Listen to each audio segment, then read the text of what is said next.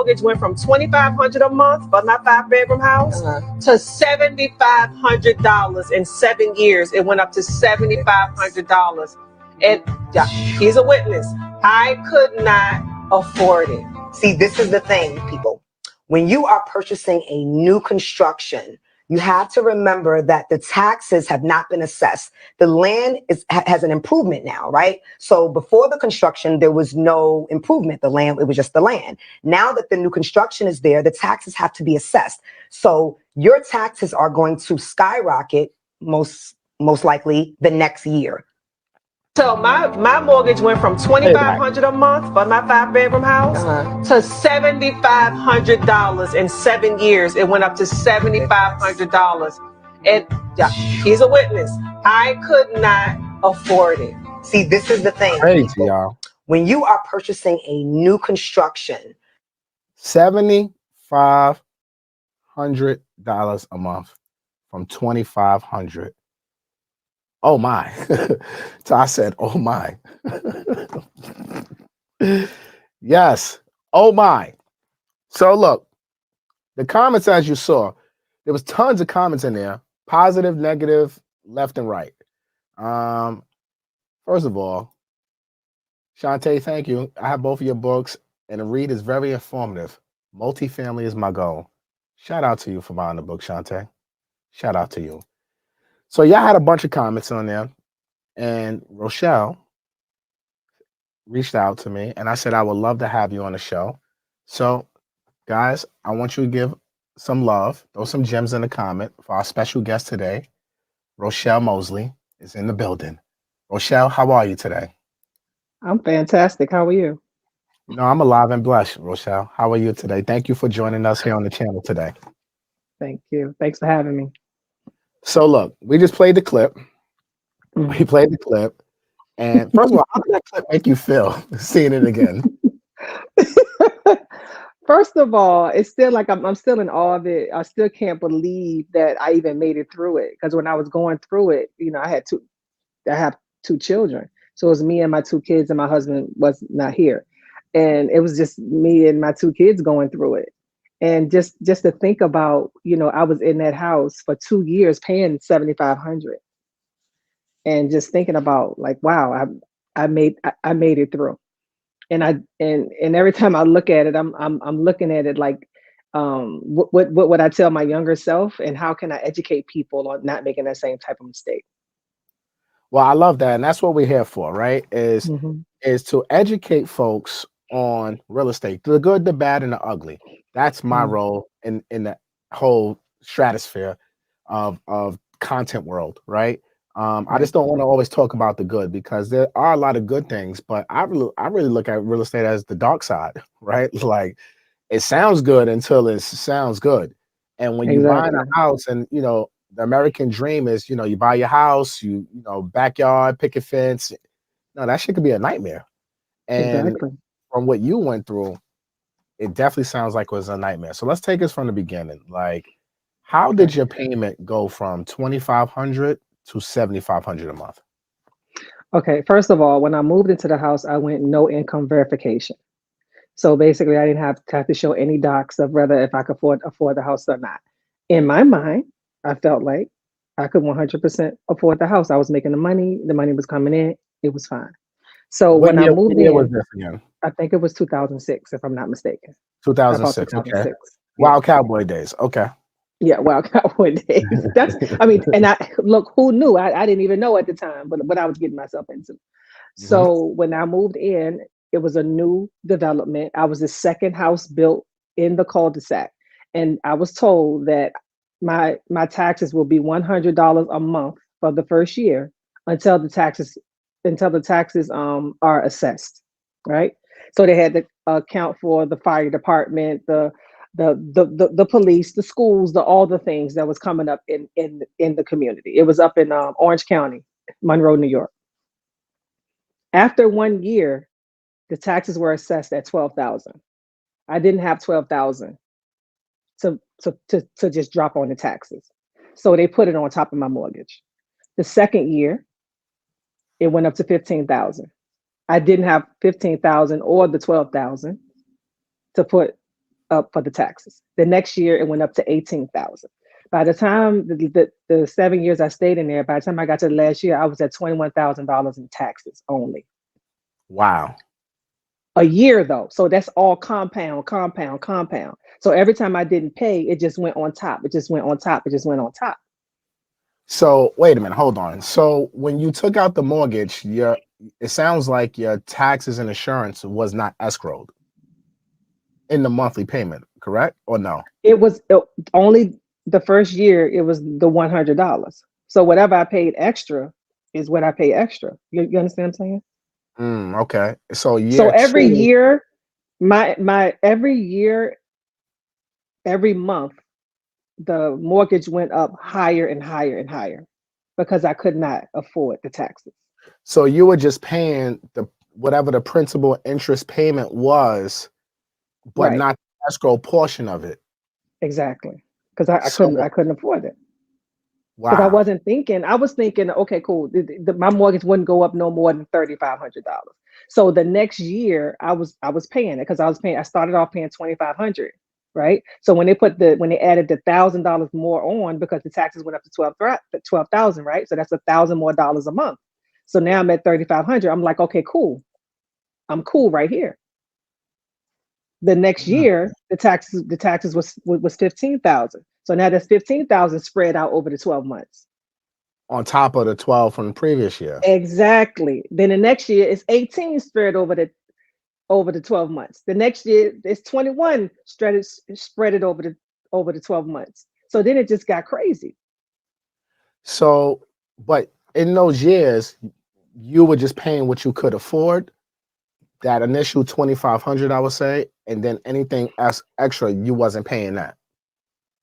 No, I was paying what they asked for. I'm just telling you, like I was never late. I was never behind. I was paying what they asked for every month. So by the time I finished, my mortgage was 7,500.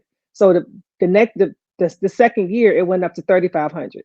The next year it was like 4,000 something. Right. Yeah. The next year it went up to more, and then that's how I got up to 7,500. I was making it happen. That's why I say every time I watch that video, it just makes me a little sad because I'm just like, I can't believe, how was I even making it happen? You know, it kind of made me feel like, you know, how a mother will always produce enough milk to feed their baby. That's how I felt. That's how I felt.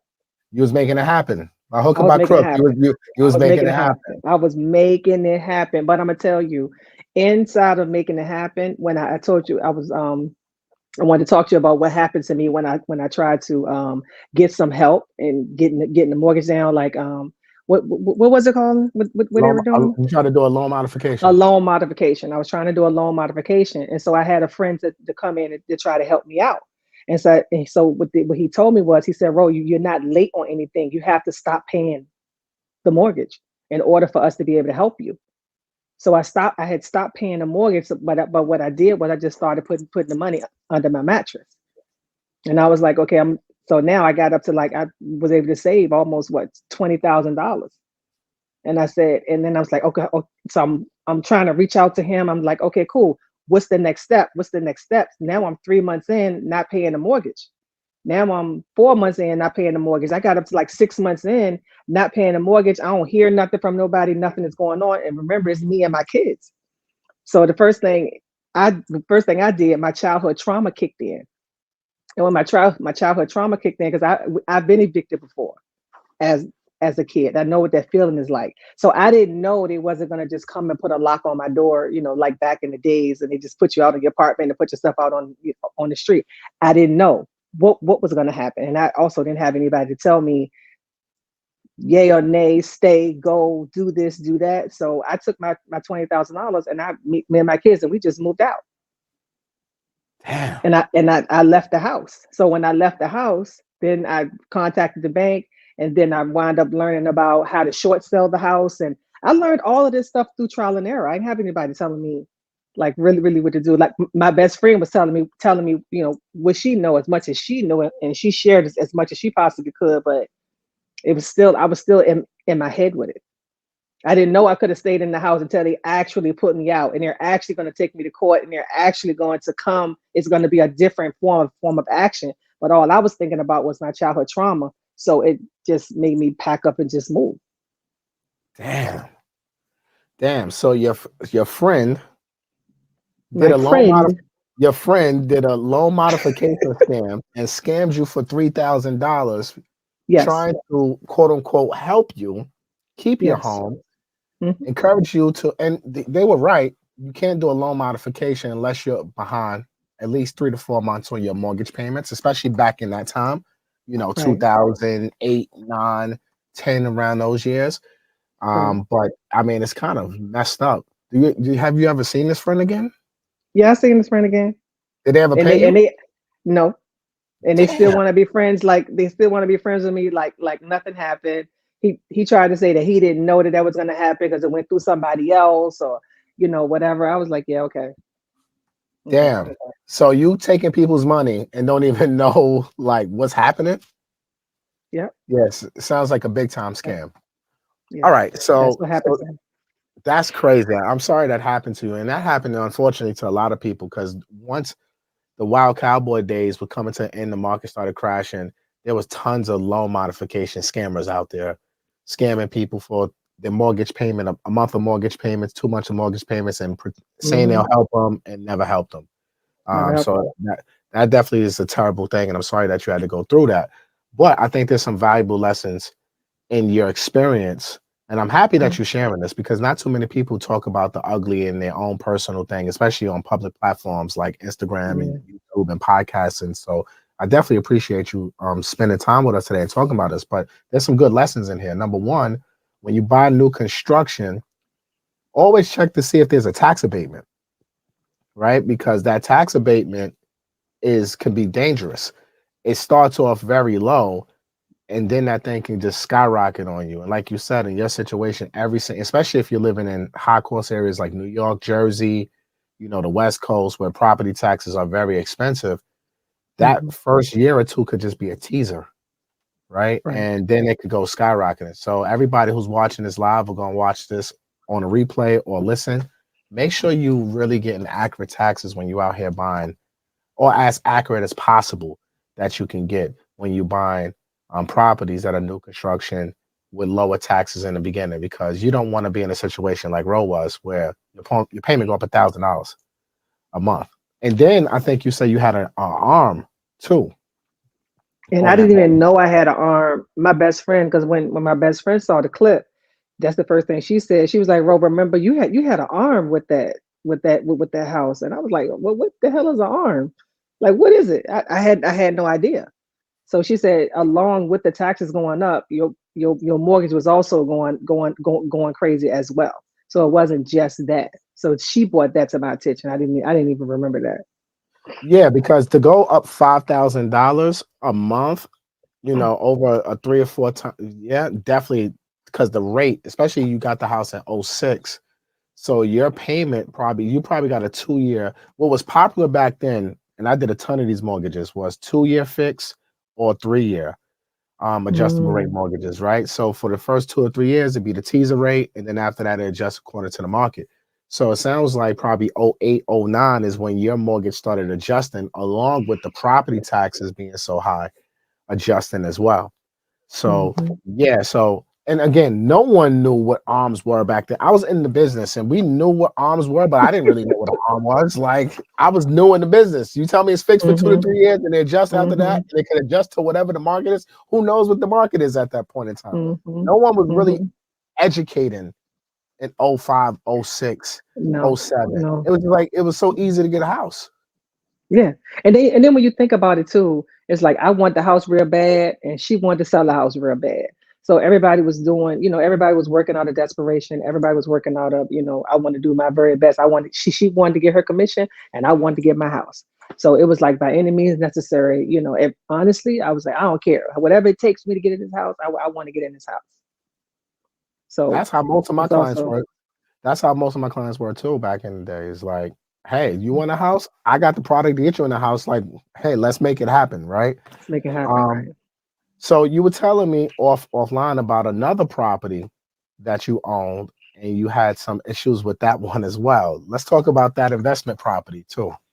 Okay, so I had an investment property in my hometown. I'm originally from Richmond, Virginia. and I bought the house outright. I bought the house for $40,000, right?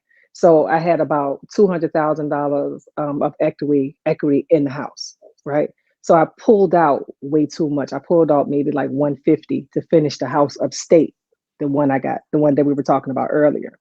So when I pulled that equity out to use it up there, I wound up pulling out too much. So the mortgage for now I got a mortgage down south where I didn't have a mortgage before. So now that mortgage on that house was $1,600. I only could get a tenant to pay $1,200, so I had to pay the rest a month. So basically, I was paying her to live in my house. Mm. Mm. So what do you think, looking back now at that situation where you had a house that was zero balance basically, and you pulled out money? What would you do differently? First of all, I would not have sold the house.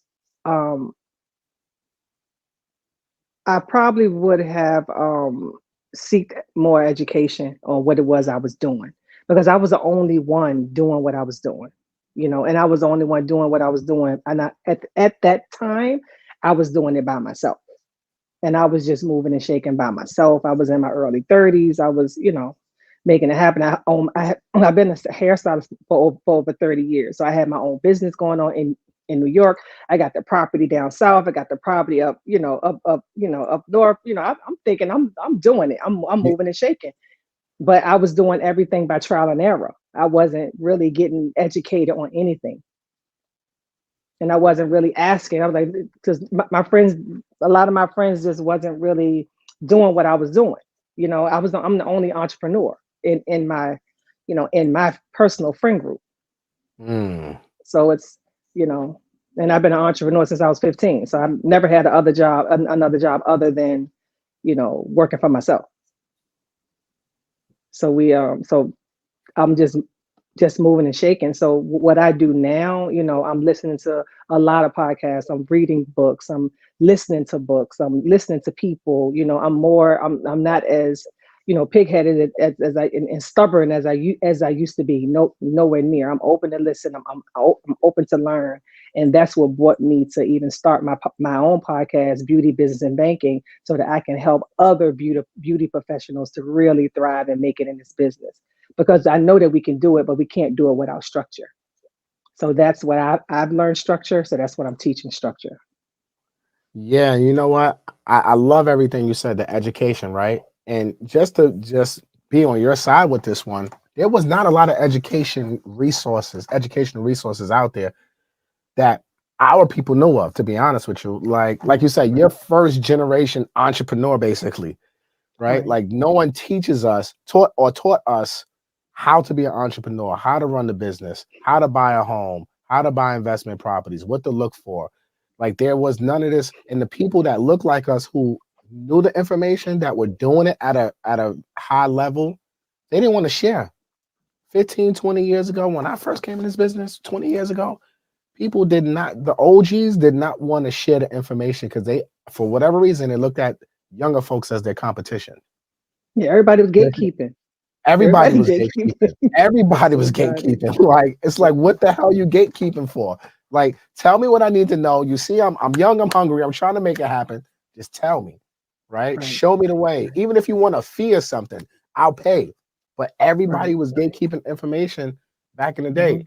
And that's why I love what you're doing today with your podcast, to educate people that's in your sphere, in your community, about the good, the bad, and ugly, about everything, running a business, buying real estate, the whole 9 yards. So I think that's definitely commendable on your half, because now we have to be the resources. We have to be the people out there that's teaching the people that's coming behind us how to do things the right way. But I would say another thing I would tell you, you and anybody who's watching this, when you're doing cash out refinances, you always have to look at what the rental comps are first to make sure it can support that new monthly payment. And I think that's a mistake that I've seen commonly happen over and over and over again, where people have to pay they're basically paying the tenants to live in their house, basically. Negative cash flow. We never want negative cash flow. So I'm happy. Now, when you sold the house, did you make any profit when you sold? No. No I profit. had to short sell them both. Oh, damn it. I had to short sell them both because I bought the one upstate for like 650. I short sold it for like 420, and then the one down south, I took the one down south. I bought it outright for 40,000, and then I wound up having to just break even with it. I didn't make anything off of either one of them. Expensive lessons.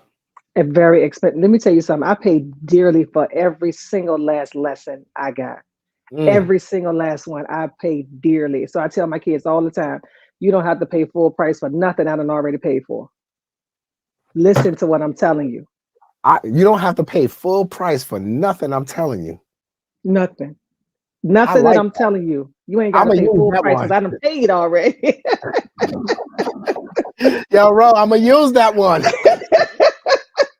That's my new line. No, you don't. Hey, everybody watching this, you ain't got to pay full price for anything I'm teaching you, right? No. You ain't got to pay full price. Go get the goddamn books. I'm teaching. You're getting half off. No, we don't. But I know that, earlier you asked me, how can you support me? I think that right now the best thing that you could do for me and for the rest of the beauty industry is to really help us understand where our money is going, so we don't have to worry about where it went. Because it's like going, so you don't know where it went. Okay. So we don't have to worry about where it went. A lot of us want to be homeowners. A lot of us, like, we don't have these type of platforms, and a lot of people in the beauty industry they gatekeeping too. They like to take that money home, put it under their mattress. I used to do that back in the days, right? It's just not a healthy thing to do when you really want to structure yourself, in life, and to really be able to purchase these things and really say that I can afford these things. And a lot of us don't have our finances set up to be able to move in that way. Yeah. So I think that, I just feel like, in terms of supporting the beauty industry, maybe we could have a lunch and learn or something with a meetup or something, but just beauty professionals, barbers, hairstylists, nail techs, estheticians, all of us like come together, because I know y'all working with cash. I know how much money you make. I know how much they make. I can tell you how much money they make. But it's like we put ourselves in situations that we can't afford these things because we don't understand the science behind it. We don't understand what you know. We need to know what you know. We need to understand. I like that. A lunch and learn strictly for the beauticians and barbers. Yes. And when you come in, you got to show your license. We don't want to talk to no people that don't have no license. Yeah. 100%. That's easy. Yeah. Let's do it. Set it up. Let's do it. Let's set it up. Yeah. Set it up. You got my number now. I got your number. Yeah, and I won't even charge you for this. Like, let's go. I won't even charge you. We make what we make. Yeah, like I won't even charge you for this. Like, why not? I would love to do that because look, they're dealing with a lot of cash, and most of them don't know what the hell they're doing with that cash, and they just blow it on foolishness, and they make enough money to buy real estate. So yeah, so I can definitely come do a lunch and learn, kind of break down everything that needs to be broken down, and give them actionable items and steps and whatever it takes for them to get to the closing table. I'm all for that. I actually like that. Anybody watching this nationwide that's in the industry, the beautician industry, hit me up about this. I might charge y'all, but I ain't gonna charge you a cow. But I think this could be beneficial. It could be beneficial. We can we can take it on the road. We could just go. Let's take this thing on the road. Because my thing is that I some things, I have a lot of different ideas in my head about how, like, what is it going to look like for me in the next 5 to 10 years. And like I said, I've been doing this for 30 years. My hand can't do it no more. My hand, my shoulder. I want to sit down and I want to sit across a table from someone or on a stage and telling them about my experiences and helping them not pay full price for what we done already paid for. So I love that line. You don't have to pay full price for things I already paid for. Nope. I love that. Yeah, I'm all for this. Definitely, let's get on the call, discuss it. Like I'm all for it. What part of Jersey you in? I'm in Edgewater. Are you right there? Yeah. So Okay. yeah, I have no problem. I can come. Edgewater's right there, so that's not a problem for me. I would love to. I would really love to do something like that within the next 2 months. Okay, cool. Maybe next I month. think that's great. If you Maybe can do next it month. next month, Let's let's see what do we it can. next Let's see month. what we can have it because you already know it's going when people say your name, when people say my name, it's gonna wind up being way bigger than what we thinking it's gonna be. It's gonna wind up being something else. So it's like we got to figure that out. I'm here for something else. You know what I'm saying? Like I like that. So Okay. that's music to my ears. So yeah, let's definitely discuss that. I would love to make something like that happen. I think that would be very beneficial for your industry because those folks they struggle with home ownership and investing. So I definitely, if I can be a vessel and help, I'm all for it. 100%. Okay. I So love it. we're coming up on 30 minutes on there. I know you're busy lady. I don't want to keep you here all day. And it's 80 degrees in New York too. So I'm not trying to even be here all day. I'm trying to go It's outside and enjoy crazy. the sun. I just got my truck Oh, I'm washed. I'm getting on my motorcycle. I'm going to ride my motorcycle today. You got a bike? Yeah. Bike life? Okay, Yeah. Rochelle. Listen, you gotta find things. You gotta find things to do, things that make you happy. I had to learn the hard way because I done been to Paris, I done been to London, I haven't been to Africa yet. I done been to all the islands looking for happiness. And one day I woke up, I said, "Oh, happiness is inside of me." I said, "Oh, you mean that I got to do it?" I thought I was gonna find somebody to give it to me. I thought I was gonna be able to pay for it, but no, I got to find it in me. So I was like, I've just been doing things that make me happy. So I'm gonna get on my bike today. How long you been riding for? About let me see, maybe it's before the pandemic. About 9 years. 9 years riding. What kind of bike you have? I had a Harley trike, but it was too much bike. It was too heavy from my back. So my friend Shay do you know the Go Hard Boys? The Go Hard Boys? Mm, Shay from Harlem. So Shay told me that the Can-Am would be better for my back. So I went and mm. test drove it, and he was right. It's much better for my back. So I can do, I can ride, and I'm comfortable. Yeah, I love So that for you. so yeah, Shout out to all the bikers out there, man. New York City, it's 80 degrees. it's 80 degrees, and you already know Harlem is lit right now with Harlem rain. right now is crazy right now. I can't Oh even my imagine goodness, what Harlem looking like at 80 degrees with all the bikers out. it is lit right now in Harlem. It's crazy. It's Nah, crazy. I love that for you. Definitely be safe. Tell the folks how to follow you. Thank you for coming on the show, but tell them how to follow you, how to tap in with your community. Okay. My name is Rochelle Hunter Mosley on Instagram, Rochelle Hunter Mosley also on Facebook, and my podcast is Beauty, Business, and Banking. Beauty, business, and banking. Rochelle Mosley, thank you for joining the show today. I really Yeah. appreciate you. Guys, go Appreciate you follow. having me. No, this was great. This was great information. I know folks can watch this and learn from it. And Mhm. I want to highlight more stories like this, man. The good, the bad, and the ugly of real estate. I normally interview like influencers and shit like that, but I want to talk Mhm. to the everyday person, right? Like the everyday person who's out here doing real estate, whether at a small level, mid level, high level. If you're making mistakes, like if you Mhm. feel like it could be educational, reach out. You never know. Mhm. Like I may want to hear your story and think it's great and say like, come on the show. Right. I Yeah. have no problem with sharing the platform and bringing attention because it can help someone else down the line. And that's how I look Yeah. at this. It can definitely help Yeah. other people. So I, this I was know not we need it. I know we need it we need it in this industry because there's too much money. We're making way too much money, and we're not investing at all. And the thing is because we just don't know how. And then we're afraid. yeah, I think fear is stopping a lot of people Yeah. in all industries. Fear is stopping a lot of people. But if you got faith, you have no reason to have fear. Exactly.